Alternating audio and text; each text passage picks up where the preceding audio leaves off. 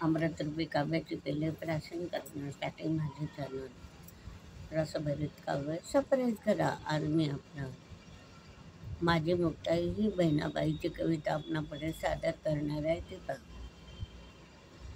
आता ही मुक्ताई कोण म्हणजे ज्ञानदेव निवृत्ती आणि सपाने यांची बहीण मुक्ताई. त्यांच्या आईवडिलांनी संन्यास घेतला होता, म्हणून तो संन्यासाची मुलं म्हणून त्यांचं त्या काळचे लोक खूप छळगाण करीत होते. त्यांना भिक्षासुद्धा वाढत नव्हते, त्यांच्या दारीसुद्धा उभे राहू देत नव्हते आणि त्याचं तोंडसुद्धा बघत नव्हते.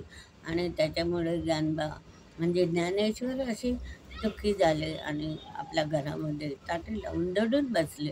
आणि मुक्ताई ताटेवर सुद्धा मुक्ताईनं अभंग लिहिली. ती 10 वर्षाची मुलगी, तरी हा चांगदेव योगियान होता, तरी तिला 10 वर्षाच्या मुलीला गुरु मानायची.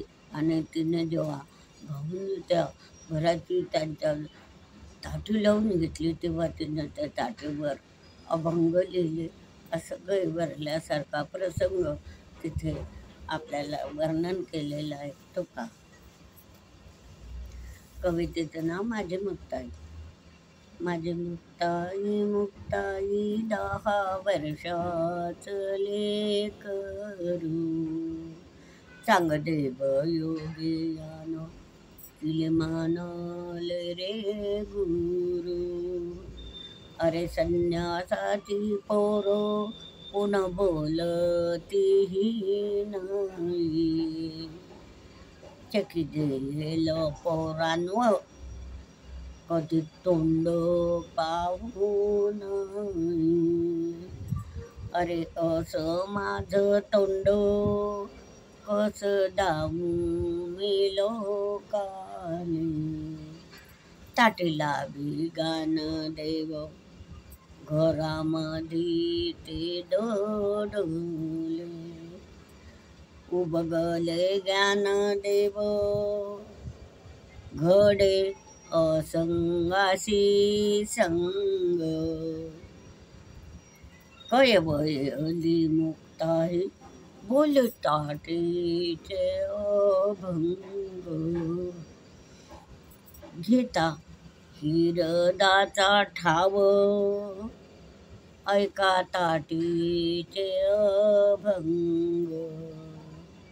एका एका अभंगात उभकेला पांडुरंग. गहिवरले ज्ञानदेव डोळे गेले भरीसन. असा भाग्यवंत भाव त्याची मुक्ताई बहीण. असा भाग्यवंत भाव त्याची मुक्ताई बहीण. असा भाग्यवंत भाव त्याची मुक्ताई बहीण. अशी कविता म्हणताना आपल्याला सुद्धा घाई भरून येते. तेव्हा ही माझी मुक्ताई बहिणाबाईची कविता अवश्य पहा आणि हा व्हिडिओ लाईक व शेअर करा.